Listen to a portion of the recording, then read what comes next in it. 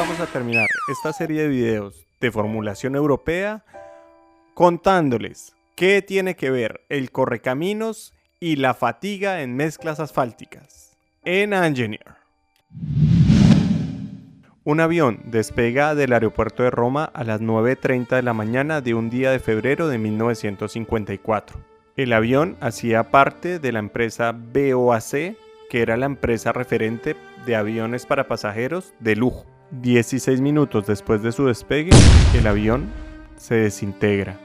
Murieron 35 personas. Se recuperaron los cuerpos. Y los médicos, al examinarlos, encontraron cosas que nunca habían visto en accidentes de avión. Los cráneos estaban totalmente fracturados y los pulmones estallados como un globo. Debido a la gravedad del asunto, Winston Churchill, que era el primer ministro de la época, manda recuperar los restos del avión para ser analizados. Los restos son recuperados, pero no se les hacen análisis rigurosos.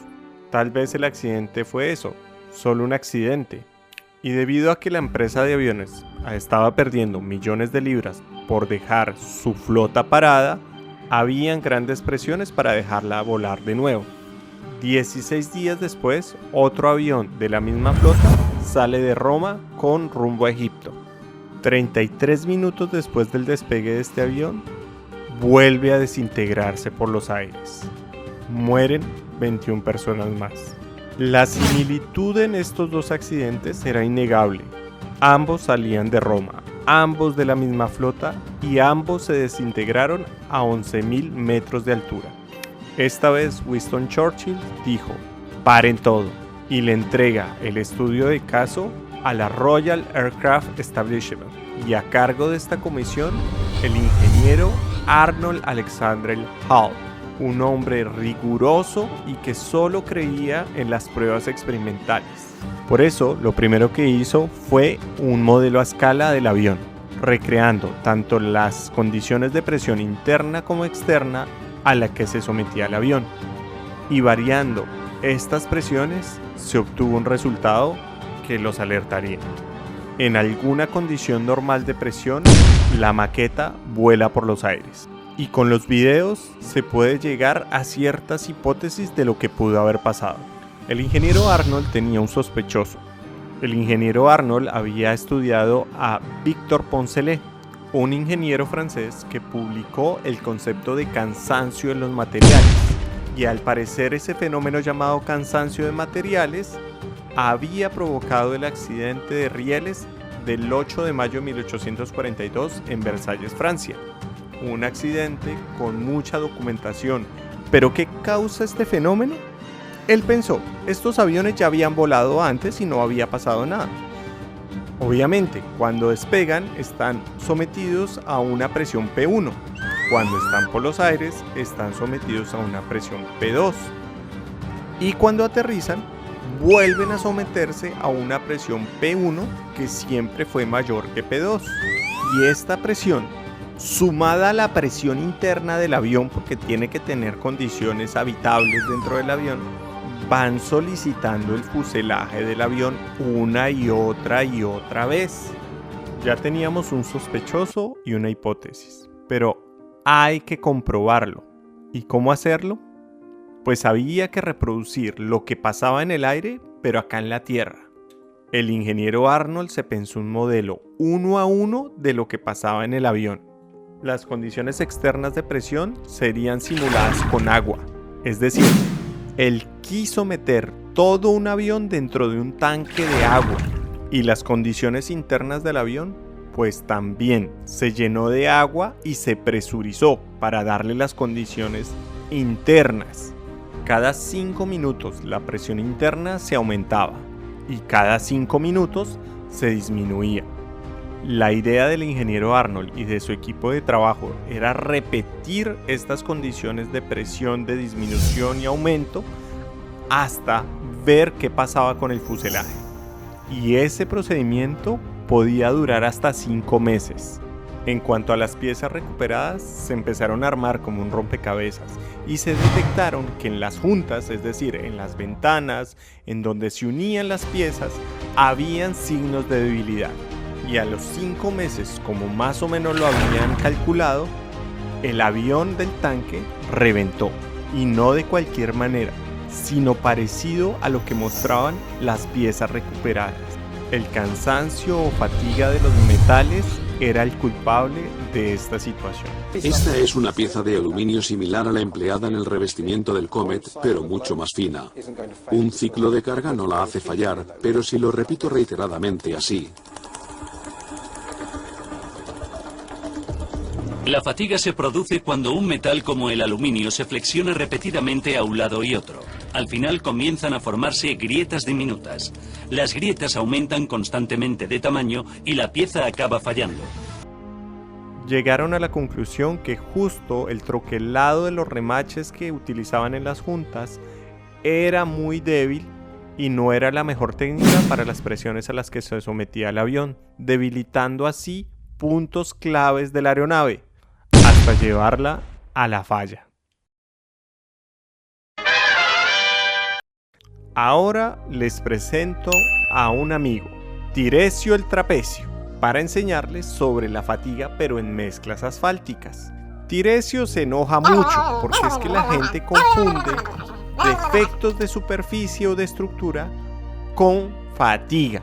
Y resulta que el fenómeno de fatiga se produce mucho antes de que salgan estos defectos a relucir, porque en realidad es las simples fisuras longitudinales las que demuestran que la capa de mezcla asfáltica ya está fatigada. Pero ¿y entonces qué es fatiga? En mezclas asfálticas es un dominio de comportamiento, es decir, cuando unas condiciones se dan, se produce el fenómeno de fatiga. ¿Y cuáles son esas condiciones? Primero, usted tiene que tener una temperatura baja. ¿Y cuánto es baja? Depende del punto de vista. El que les voy a explicar hoy es el punto de vista europeo. Para ellos baja es 10 grados Celsius. Ese es el estándar. ¿Por qué 10 grados Celsius? Porque acabamos de ver que el fenómeno de fatiga viene del concepto de los metales. Es decir, que tengo que hacer que mi material se parezca mucho a los metales, que sea muy rígido, pero mi material es viscoelástico. Es decir, que tiene un módulo de rigidez y un ángulo de fase, que lo vimos en el video pasado. Entonces, esta temperatura me ayuda a dos cosas. Número uno, a tener un módulo de rigidez alto, porque tiene que ser lo más parecido a un material elástico. Y la otra condición es que la frecuencia de solicitación sea 25 Hz, como la del correcaminos, muy alta. Esto para dos cosas. Número uno, para que no me pase como el experimento del tanque, que tenga que esperar 5 meses. Así exagero mi solicitación repetitiva. Asimismo, estoy aumentando ese módulo de rigidez, porque recordemos que entre más alta la frecuencia, el módulo de rigidez de los materiales viscoelásticos aumenta. Y consecuencia número 2, no solo estoy aumentando el módulo, sino que estoy disminuyendo el ángulo de fase.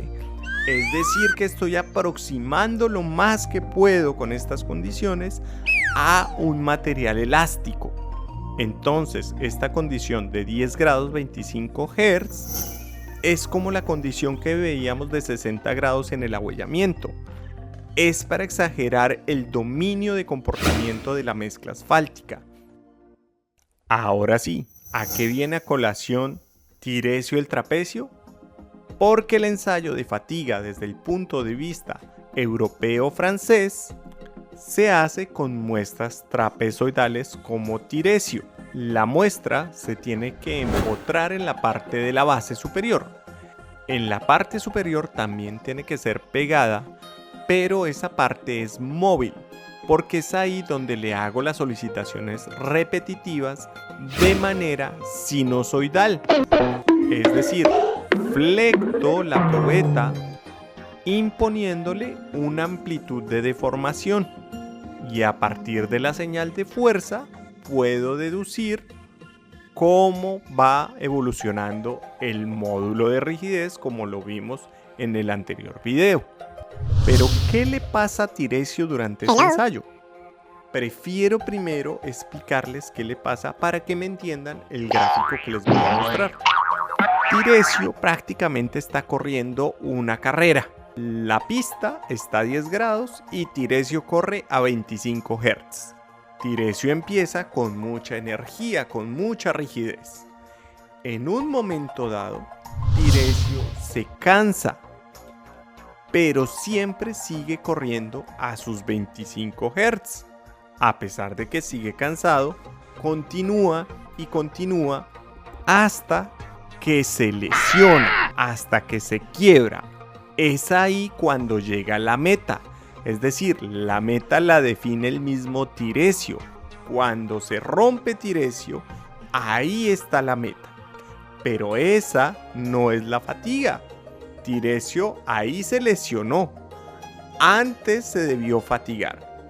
¿Y cuándo es ese antes? Ahora sí, miremos el gráfico del ensayo. La gráfica nos muestra el módulo de rigidez en función del número de ciclos que se le va aplicando a Tirecio. Como dijimos, en una primera etapa Tirecio tiene mucha rigidez. En una segunda etapa esa rigidez se va perdiendo y Tirecio ya se siente cansado o fatigado. Y en una tercera etapa Tirecio continúa a 25 Hz hasta que se lesiona, o sea, hasta que mi probeta se quiebra. Entonces ahí entra el concepto de criterio de fatiga. El criterio estándar para este ensayo es 50% del módulo de rigidez inicial.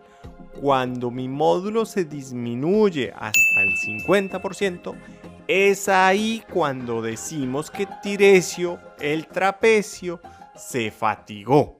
Y el resultado a declarar es el número de ciclos a ese 50% de disminución de módulo para una sola amplitud de deformación. ¿Y todo esto por qué? Porque usted necesita trazar la recta de fatiga, la cual se hace utilizando el gráfico que vemos en pantalla, que es el logaritmo de la amplitud de deformación en función del logaritmo del número de ciclos al que se da la fatiga en cada uno de los ensayos. Entonces usted, para cada amplitud de deformación que testee en las probetas trapezoidales, necesita un número mínimo de 5 probetas, las cuales deben ser muy parecidas y que no difieran en más del 1% en cantidad de vacíos. Entonces tengo que llevar a la falla en 3 distintos niveles de deformación un grupo de 5 probetas. Más o menos, para que tengan una idea, un solo ensayo de fatiga demora entre 2 meses y medio a 4 meses, dependiendo del material, del número de máquinas que usted tenga, etc. Una vez ya haya fallado y haya determinado para cada probeta el número de ciclos de fatiga, debo determinar la recta de fatiga. Esa recta de fatiga es lineal, pero en escala logarítmica, tanto la deformación como el número de ciclos. La pendiente de esa recta es la famosa pendiente de fatiga. Normalmente se denota con -1/b para que obtenga usted un número real positivo. En mezclas asfálticas, este número puede variar entre 4 a casi 9. Esto depende de cómo se comporte el material. La siguiente variable y la más importante que usted deduce de este ensayo es la deformación a 1.000.000 de ciclos. Es decir, cuando usted tenga 1.000.000 en el eje X, determina en el eje Y a cuánto equivale esa deformación respecto a su recta. A esta deformación se le llama epsilon 6, por lo de 1.000.000. Y esa deformación es muy importante. ¿Por qué? Porque los videos de formulación, contando este, que se los dejo aquí arriba, se realizan para un análisis en el marco del método racional, que es el método base europeo. Y ese método racional dice que la deformación epsilon 6 a 1.000.000 de ciclos es como un límite de buen comportamiento. Si usted en su estructura de pavimento sobrepasa esta deformación epsilon 6, usted prácticamente está haciéndole daño a la estructura al nivel de la capa asfáltica. Es como que si su material llega a someterse a esa deformación, su material se enferma. La última propiedad que se deduce de este ensayo es la desviación estándar promedio de los 3 niveles de deformación a los que se llevaron las probetas.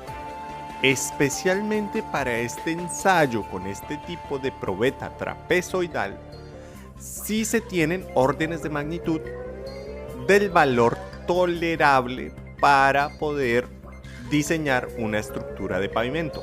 Pero por eso les decía, es importante que el ensayo respete los 10 grados 25 Hz. Si usted cambia esa condición, ya no tendrá los mismos órdenes de magnitud de la desviación estándar. Y claro, le puede dar otra desviación estándar más pequeña, más grande, pero no será comparable con los estándares internacionales. Y les cuento una anécdota. En mi país, Colombia, a alguien se le ocurrió cambiar a 20 grados 20 Hz máximo la condición de ensayo, basándose en un argumento clasista que dice que porque en Colombia no hay autopistas de alta velocidad. Las mezclas asfálticas en caliente de degradación continua, en el mismo artículo 450, pero con los aspectos relacionados con fatiga, se exige el reporte de las variables de fatiga, ¿sí? El epsilon 6 y la pendiente, digamos, de la curva, a 20 grados y en un intervalo de 10 y de 20 Hz. Anteriormente tenían un intervalo o un rango de 30 Hz, valor que consideramos muy alto para la velocidad de operación del país. Eso no tiene nada que ver. Hello. Lo que se busca con este ensayo es aproximar el material a un comportamiento lo más elástico posible. Así como en el ahuellamiento se eleva la temperatura a 60 grados para llevarlo al dominio de comportamiento de ahuellamiento o de deformación permanente y evaluarlo en esta condición límite. Con este tipo de ensayos no se puede jugar ni cambiar a plumazo limpio con argumentos que se me ocurren.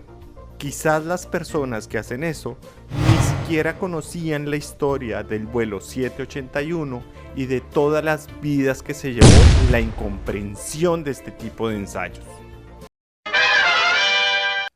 Ahora, las personas que no conocen al detalle la relojía de los materiales viscoelásticos tienden a pensar que la vida útil de una mezcla asfáltica está definida por el ensayo de fatiga. Y no es cierto. El ensayo de fatiga solo es una aproximación con condiciones supremamente límites. Si yo les vulgarizo nuevamente el ensayo de fatiga y Tirecio empieza el ensayo con el mejor de sus módulos y en un momento se fatiga y yo paro el ensayo, Tirecio el trapecio se va a recuperar, o sea, el módulo va a volver a crecer. Por eso es que le dicen que es un material resiliente. Y si sigue el ensayo, en un momento va a llegar a cansarse nuevamente y a lesionarse. Solamente que si descansó, le estoy alargando la durabilidad del ensayo. Esto fue muy bien demostrado por el italiano Salvatore Mongiafico, profesor de la Escuela Nacional de Trabajos Públicos del Estado en Francia. Bueno, pero entonces, ¿cuándo es que se envejece la mezcla asfáltica? Lo que pasa en la realidad es que depende del tráfico, depende del clima, depende de lo que esté sucediendo. La mezcla asfáltica salta de un dominio a otro de viscoelasticidad, ahuellamiento, de ahuellamiento a fatiga, de fatiga a viscoelasticidad, a veces a no linearidad. Y esos saltos de un dominio a otro con el tiempo es lo que producen el envejecimiento de la mezcla asfáltica en el tiempo. Y ahí es donde empiezan a aparecer las fisuras, porque el material envejecido aumenta mucho su rigidez. Y esto que es tan abstracto y complicado, lo aprendí de dos grandes, de Hervé Di Benedetto y de Cédric Soseat, de la Escuela Nacional de Trabajos Públicos del Estado en Francia. Y ellos sí que son expertos en reología. Y me hicieron entender para simplificarlo para hoy estárselos contando. Pero ojo, este ensayo no es el único. Este ensayo es uno de los estándares europeos. Ellos también me enseñaron que hay otros métodos de ensayo y que cada uno está destinado a una visión exclusiva del método de diseño y en muchas ocasiones no son compatibles entre ellos porque su meta no es la misma a la hora de diseñar, que es otro error decir que son compatibles. No, los ensayos de fatiga de diferentes métodos no son compatibles, dan resultados supremamente distintos. Pero esos métodos son tema de otro video, porque este se acabó. Muchas gracias por ver el video. Espero que les haya gustado, que le den like, que le cuenten a sus amigos ingenieros de pavimentos que existe este canal y que se suscriban. Eso me ayudará a dos cosas, a que la gente valore más sus pavimentos y a aprender más sobre ingeniería.